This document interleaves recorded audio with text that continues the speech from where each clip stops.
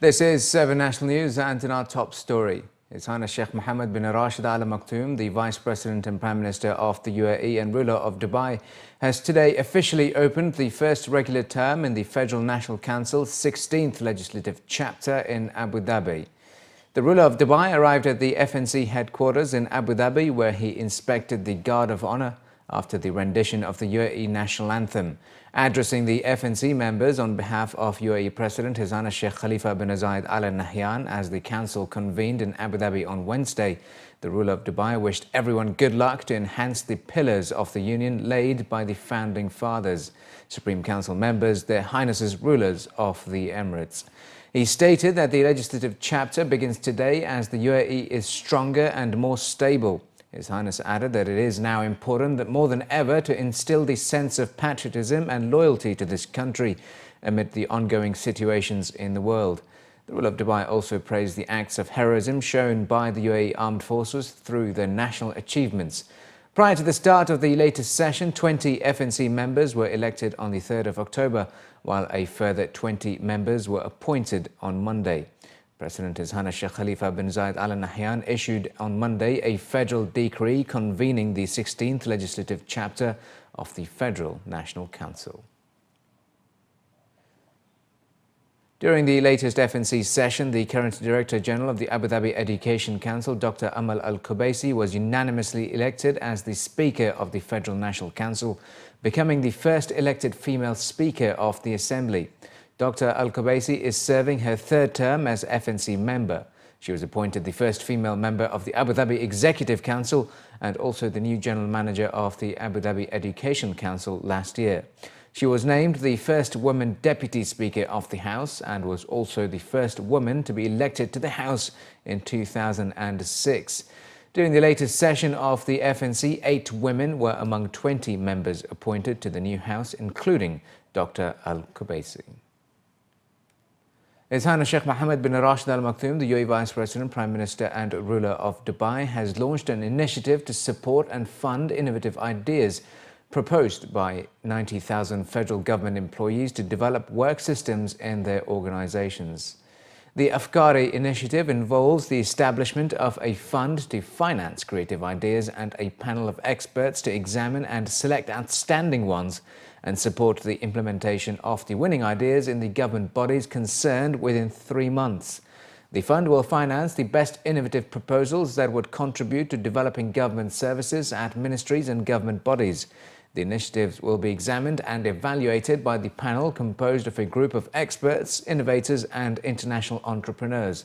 The committee will also include representatives from the public and private sectors who will be chosen on the grounds of experience and academic and practical competence.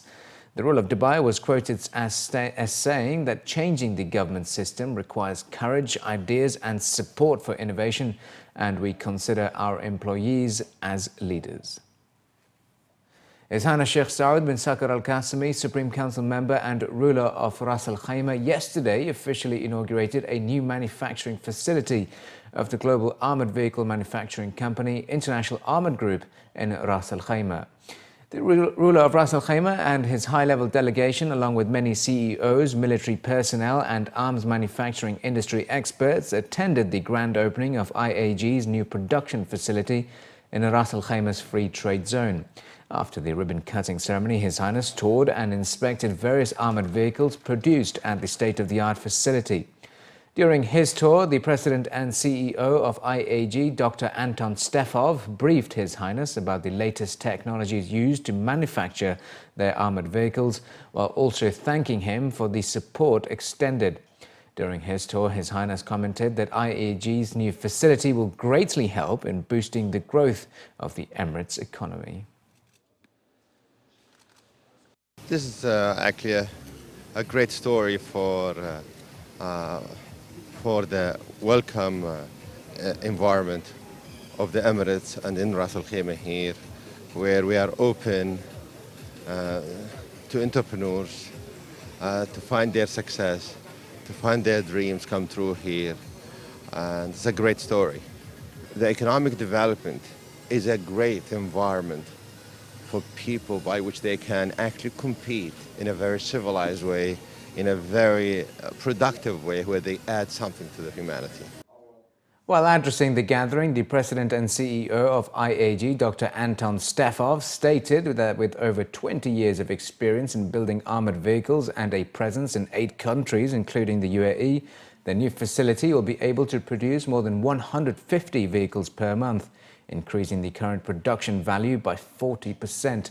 The president added that their expansion plans in the region are natural as the region has witnessed a huge spike in defense spending recently and is estimated to top $120 billion per year by 2016. As part of the opening of IAG's new facility, live demonstrations of new products were showcased for the large gathering, such as the armored water cannon vehicle providing a solution for firefighting and riot control solutions. It was mentioned that IAG's clients includes the US military, NATO, various government and non-government organizations, and other agencies. We found a very good business environment, and it's easy to do business. Cost of doing business is less. It's very attractive from a business point of view. We have the support from the government, from His Highness Sheikh Saud, and we have ability and contacts with many suppliers. When I say ability, it's engineering abilities. We are building our own axles, our own differentials. These are the critical elements when it comes to armoring, because the armored cars, in general, they're very heavy. And of course, this extra weight requires changes. Most of the changes are pretty significant because original car, for example, Toyota Land Cruiser is built for 2.4 ton, and after armoring, after converting the vehicles to a SWAT team, the weight is close to 6 ton. You know, of late there's a threat of terrorism which cuts across all divides. And with this threat, manufacturers of weaponry and arsenals and other equipments to counter this threat must be up and doing. And I must say that IAE is one of those manufacturers. And they are up to the task. They've upped their game. They are doing so well. And we really know the importance of IAE globally, because they are really producing high-quality products to assist in fighting all forms of threats. And as such, we are very much interested in what they are doing, and we want to partner with them and see the way forward so that we can all cooperate and fight any threats common to our various countries. The UAE has been granted 2 seats in the Virtual Global Task Force, an international initiative that seeks to prevent online child abuse and transnational sexual exploitation of children. According to local reports, the seats were granted in recognition of the UAE's efforts to promote child safety through numerous conferences and initiatives, and the membership will be valid for the next 3 years. Speaking at the We Protect Global Online Children's Sexual Abuse Summit held in the capital recently, an official from the task force stated that the UAE has done a tremendous job at enhancing online child safety. Meanwhile, Abu Dhabi police have launched children's patrols in an effort to enhance the protection of children in the country. As quoted in local reports, the exploitation of children has increased by 1,500% globally since 1988. Meanwhile, the number of websites that contain sexual content of children has doubled in 2012-15. Universities and colleges in Abu Dhabi must now seek the approval of Abu Dhabi Education Council for the introduction of new courses. That's according to ADEC's higher education sector. Officials representing ADEC were quoted in a newspaper as saying that the new authorization process for gaining approval of new courses was only introduced last month.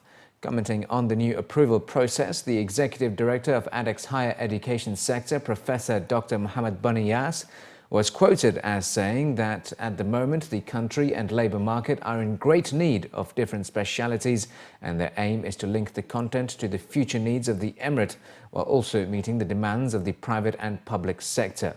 It was mentioned that by next year, many universities will be introducing new and innovative courses, including programs in nuclear field, in statistics and chemical sciences. ADEC officials suggested that those universities planning to implement these new courses will have to apply soon, as it will take nearly 2 months to receive the approval. It was also highlighted that focus on employability is the main criteria for the selection of new courses, as universities will have to show evidence that graduates in a new field will have a safe future. It is expected that more than 20 higher educational institutions will introduce many new courses with a special emphasis on practical skills and experience in engineering and technology. And finally, under the patronage of His Highness Sheikh Hamdan bin Mohammed bin Rashid Al Maktoum, the Crown Prince of Dubai and President of the Dubai Sports Council, the Hamdan Heritage Centre has announced details of the Fazza Heritage Championships and Fazza Championships for the disabled for the new season 2015-16. At a press gathering yesterday evening, organisers revealed that they are expected to see an increase in the number of participants this season, with the first Fazza Championships for falconry kicking off on the 12th of December and for Yola on the 11th. This year will also see 2 new championships for the disabled.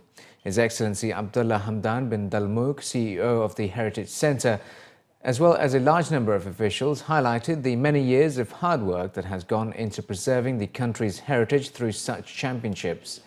The new season will see smart technologies being applied in accordance with Dubai's Smart City initiatives and will play an integral role in enhancing all aspects of the championships, especially when registering participants and announcing results.